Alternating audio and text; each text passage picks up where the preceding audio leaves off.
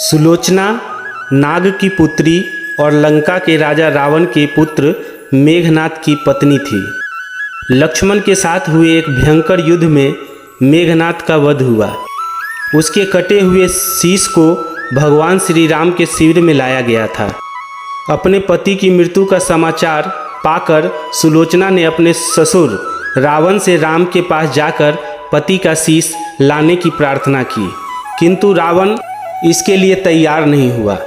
उसने सुलोचना से कहा कि वह स्वयं राम के पास जाकर मेघनाद की शीश ले आए, क्योंकि राम पुरुषोत्तम है, इसीलिए उनके पास जाने में तुम्हें किसी भी प्रकार का भय नहीं करना चाहिए। रावण के महापराक्रमी पुत्र मेघनाद का वध करने की प्रतिज्ञा लेकर लक्ष्मण जिस समय युद्ध भूमि में जाने के लिए प्रस्तुत हुए, तब श्री राम उनसे कहते हैं, लक्ष्मण, रण में जाकर तुम अपनी वीरता और रण कौशल से रावण पुत्र मेघनाद को वध तो कर दोगे, इसमें मुझे कोई संदेह नहीं है, परंतु एक बात का विशेष ध्यान रखना कि मेघनाद का मस्तक भूमि पर किसी भी प्रकार न गिरे, क्योंकि मेघनाद एक नारी व्रत का पालक है और उसकी पत्नी परम पतिव्रता है। ऐसी साध्वी के पति का मस्तक अगर पृथ्वी पर गिर पड़ा तो हमारी सारी सेना का ध्वंस हो जाएगा और हमें युद्ध में विजय की आशा त्याग देनी पड़ेगी। लक्ष्मण अपनी सेना लेकर चल पड़े। युद्ध भूमि में उन्होंने वैसा ही किया। युद्ध में अपने बाणों से उन्होंने मेघनाद का मस्तक उतार दिया, पर उसे पृथ्वी पर नहीं गिरने दिया।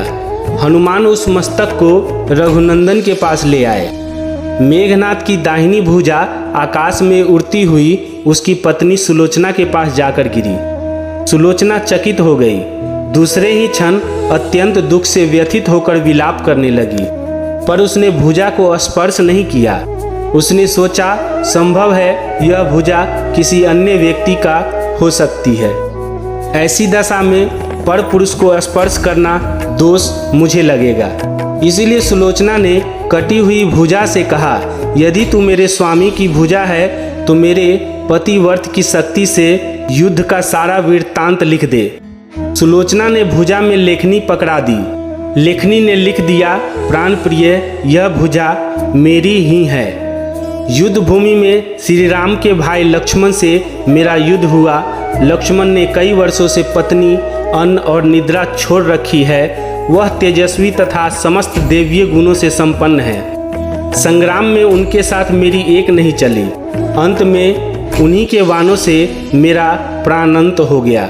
मेरा शीश श्री राम के पास है।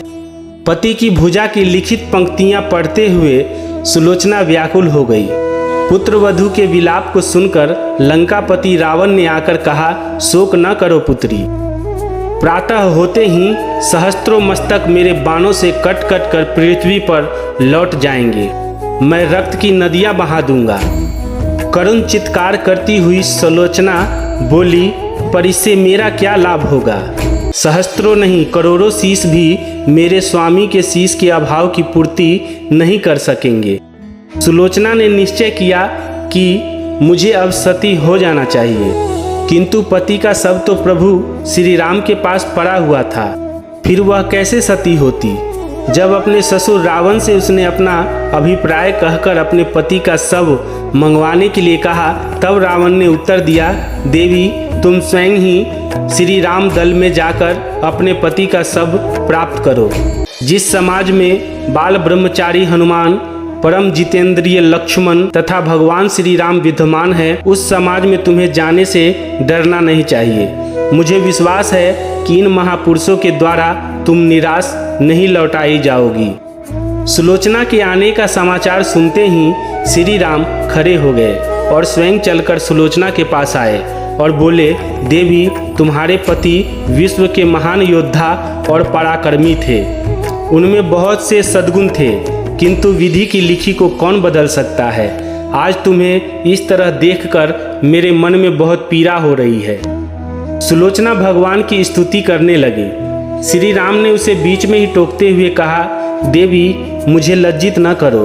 पतिव्रता की महिमा अपार है, उसकी शक्ति की तुलना नहीं है। मैं जानता हूँ कि तुम परम सती हो। तुम्हारे सतीत्व से तो विश्व भी थर्राता है। बताओ कि मैं तुम्हारे किस प्रकार की सहायता कर सकता हूँ। सुलोचना ने भीगे हुए नैनों से प्रभु की ओर देखा और बोली, हे राघवेंद्र, मैं सती होने के लिए अपने पति का मस्तक लेने के लिए यहाँ पर आई हूँ। प्रभु श्री राम ने शीघ्र ही ससम्मान मेघनाद का शीश मंगवाया और सुलोचना को दे दिया। पति का छिन्न शीश देखते ही सुलोचना का हृदय अत्यधिक द्रवित हो गया। उसकी आंखें बड़े जोर से बरसने लगी। रोते रोते उसने पास खड़े लक्ष्मण की ओर देखा और कहा, सुमित्रा नंदन, आप भूलकर भी गर्व मत करना कि इनका वध आपने किया है। मेरे स्वामी को धराशायी करने की शक्ति विश्व में किसी के पास नहीं थी। यह तो 2 पतिव्रता नारियों का भाग्य था।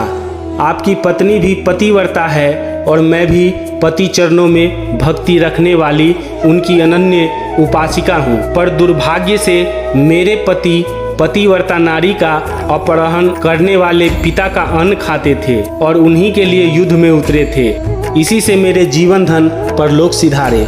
सभी योद्धा सुलोचना को राम शिविर में देखकर चकित थे। वो यह नहीं समझ पा रहे थे कि सुलोचना को यह कैसे पता चला कि उसके पति का शीश भगवान राम के पास है। जिज्ञासा शांत करने के लिए सुग्रीव ने पूछ ही लिया कि यह बात उन्हें कैसे ज्ञात हुई कि मेघनाद का शीश प्रभु श्री राम के शिविर में है। सुलोचना ने स्पष्टता से जवाब दिया, मेरे पति की भुजा युद्ध भूमि से उड़ती हुई मेरे पास चली गई थी।